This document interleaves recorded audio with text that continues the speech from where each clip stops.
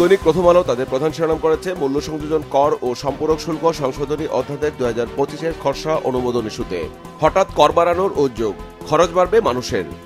জুলাই গণঅভ্যুত্থানের ঘোষণাপত্র ইস্যুতে বিএনপির অবস্থান নিয়ে পত্রিকাটি রিপোর্টে শিরোনাম করা হয়েছে জুলাই গণঅভ্যুত্থানের ঘোষণাপত্র, 16 বছরের আন্দোলন ও ত্যাগের অন্তর্ভুক্তি চাইবে বিএনপি। দৈনিক সমকাল তাদের প্রধান শিরোনাম করেছে নির্বাচন ইস্যুতে দ্রুত নির্বাচন আদায়ে সব পথেই হাঁটছে বিএনপি, রাজপথে সরকারকে চাপে রাখার কৌশল, সরকারের সঙ্গে বিভিন্ন ইস্যুতে মতবিরোধ, সংস্কার আগে না নির্বাচন নিয়েই মূলত দূরত্ব।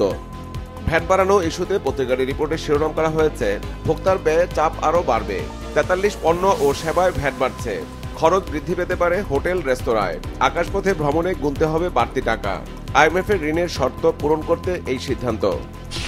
দৈনিক যুগান্তরও তাদের প্রধান শিরোনাম করেছে ভ্যাট ইস্যুতে IMF এর চাপে 65 পণ্য সেবায় ভ্যাট বৃদ্ধি, সংসার খরচ আরও বাড়বে, 100 টাকার রিচার্জে মোবাইল ফোনে কথা বলা ও ইন্টারনেট ব্যবহার করা যাবে 67 টাকার, 5 থেকে 15% হোটেল রেস্তোরাঁয়, 7.5 থেকে 15% ব্র্যান্ডের পোশাক।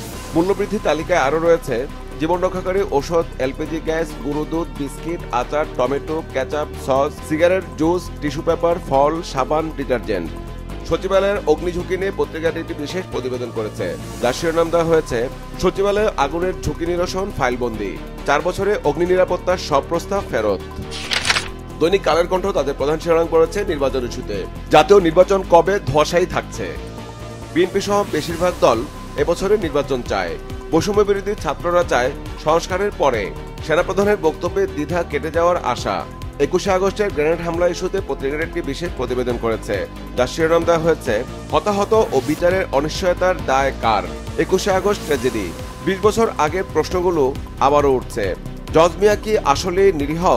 উলফাকে দায়ী করে প্রচার, তারেক রহমান সহ বিভিন্ন মানুষকে অযথা মামলায় টেনে আনা হয়েছিল, আইনজীবী। বিনামূল্যের নতুন পাঠ্যপুস্তক ইস্যুতে পত্রিকাটি রিপোর্টে শিরোনাম করা হয়েছে বই না পেয়ে হাসি নেই অনেক শিক্ষার্থীর, শিক্ষা উপদেষ্টার দুঃখ প্রকাশ। দৈনিক কালবেলাও তাদের প্রধান শিরোনাম করেছে ভ্যাট বাড়ানো ইস্যু নিয়ে রাজস্ব বাড়াতে নতুন ভ্যাটের বোঝা, দাম বাড়বে ঔষধ সহ 43 পণ্য সেবার, বিপাকে পড়বে মধ্যবিত্ত ও নিম্নআয়ের মানুষ, সাংসারিক খরচ যেমন বাড়বে তেমনি বাড়বে চিকিৎসা ব্যয়।